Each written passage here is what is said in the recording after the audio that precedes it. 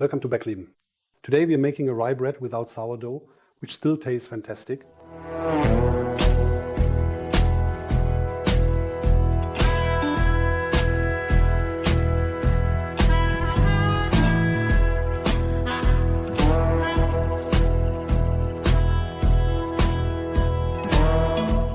For our rye bread without sourdough, we need rye flour, wheat flour, salt as always, that's a must in any good bread yeast, a mix of caraway seeds and fried onions, buttermilk, water, and finally, pureed sauerkraut.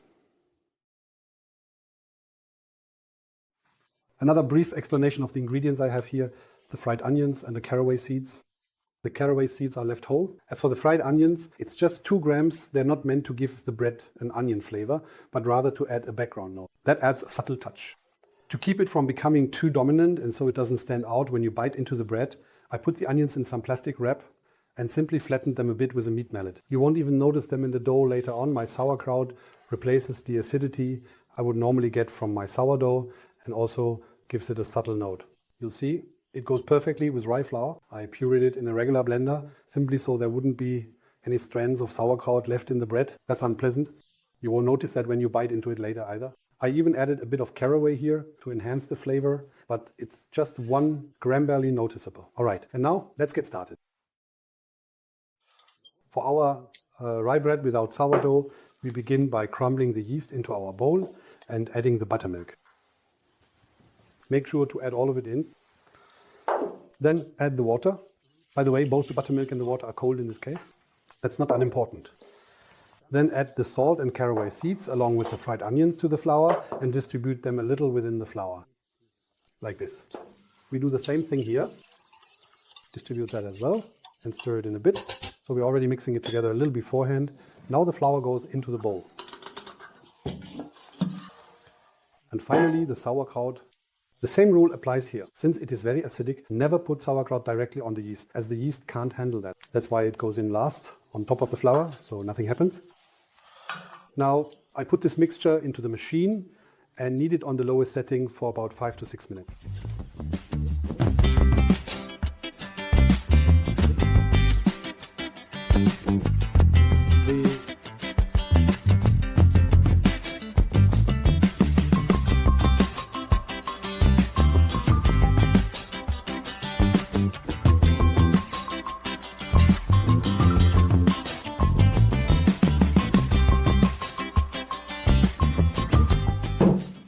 The dough has now been in the machine for 5 minutes. Shortly before the kneading time was up, I switched it to high speed again and added a bit of flour so it would spread a little along the edge. That way the dough comes out more easily, it's very soft, and that's exactly how it should be. That's just part of this bread. Now I'll take the dough out so you can see what it's like, how it feels. The dough is then left to rest for about 45 to 60 minutes, depending on the room temperature, so that it develops nicely, develops aroma, and of course also solidifies its structure somewhat. There we go. You can see it's soft, and that's a good thing. That way it will rise nicely and have a really good structure when it's baked later. I roll it a bit through the flour here, and now I take this bowl. It goes in just like this, as you can see here. I cover it, put it in a warm place, and as I said, we'll give it some time now, and afterwards we'll shape the bread, and that's going to be a great thing. See you in a bit. Our rye bread without sourdough has now rested for 45 minutes. I'll take it out now. It rustles. As you can see, it has risen nicely. When I press in with my finger, it's really the right switch. It has the perfect consistency. When making the dough should feel a bit too soft to you. That can happen. I don't know what kind of flour you're using. If that's the case, just add a little more flour. The dough can easily handle that, but actually it doesn't really need it. Now I need my dough scraper. I'll take it out now. You really have to take it all the way out, like this. Now I'm going to shape it a bit round, or I'll stretch and fold it, then give it another 15 minutes to relax. And at this point, just a quick word about sourdough. Those who are good with sourdough will use sourdough here. Those who aren't so familiar with sourdough or don't have the time for it, that's why there's sauerkraut in this. It also affects my rye flour. It ferments it as well, gives it a nice flavor and makes it wonderfully airy. So now I'm going to quickly shape the whole thing round again. And as you can see, I'm adding flour so that it doesn't stick and can be turned easily. And as always, using the heel of my hand. Don't press out the proof, just give the whole thing some structure. So that's it already. I'm going to let it rest here now. Today we have a beautiful warm spring day. The room is nice and warm. I'll give it about 15 minutes now for an intermediate proof or relaxation time.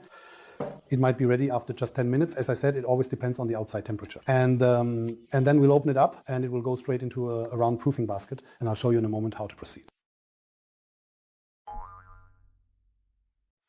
Our rye bread without sourdough has now had 15 minutes of relaxation time. I had it covered just now here in the warm room.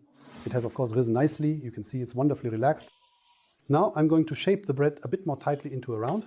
Don't press down on it, just on the seam, to make sure it's nicely sealed before I place it in a proofing basket like this one, which I've dusted with flour. This is what's called a 23 basket, meaning this diameter here is 23 centimeters. Before I do that, I'll moisten the surface again. I briefly press it into some baking seeds so that I get a nice seed crust, and then place it with the seeds facing down into the basket. That means at this point the seam is on top. Later, when I bake it, I turn it over so that the seam is on the bottom. So what happens now isn't really anything special. I simply round the bread again. This rounding is actually the stretching and folding that you sometimes read or hear about. It all comes down to the same thing. The whole point of this exercise is to give the bread structure so that later it can be sliced nicely, doesn't crumble so much, and so on and so forth. So now I take a deep plate. I have a bit of water in it. Kitchen towel. This is a mix, a baking seed mix with all sorts of seeds. So I take my bread, press it down a little, do it like this, and place it in my kitchen towel. I do this so that not too much water gets into the seeds and the whole thing doesn't get too moist when I put it in the basket. Yes, and then I put it in my little basket. This is what the whole thing looks like. Here, the seam is now on top. I cover this basket and now let the whole thing rest like this for 45 to 60 minutes for the dough rest for the final proof. Sorry, just a quick note. It really depends on how warm your room is. It might be ready after 45 minutes, or it could take a bit longer. You need to keep an eye on it. So see you in a bit when this beautiful loaf goes into the oven. The dough has now had 45 minutes of final proof here in the room. I had it covered. You take a look at it now in the basket. I'll do the poke test. You can clearly see, you can press it in nicely. It springs back, it's just right. I'm now carefully placing it in the center of my baking tray. The dough won't be scored. I'll leave it just as it is. Because of the seeds, the heat will naturally cause cracks to form. This bread will now go into the oven at 225 degrees with steam. I'll keep this temperature for 20 minutes. Then I'll lower it to 180 degrees and let it bake for another 30 to 35 minutes. The total baking time for this bread is between 55 and 60 minutes. You have to adjust that a bit depending on your oven. So let's continue.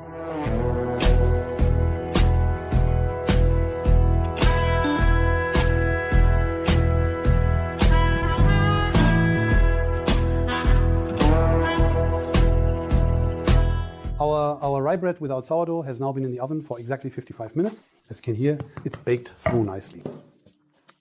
As you saw, I topped it with seeds in the basket. It developed a beautiful crust and it rose nicely.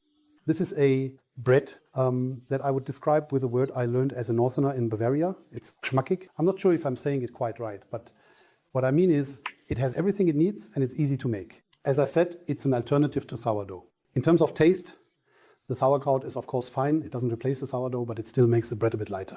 It has a wonderfully hearty flavor and I can only recommend it to you.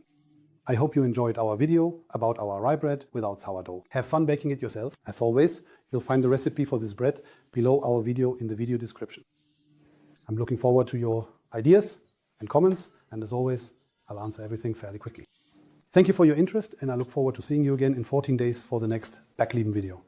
Thank you very much.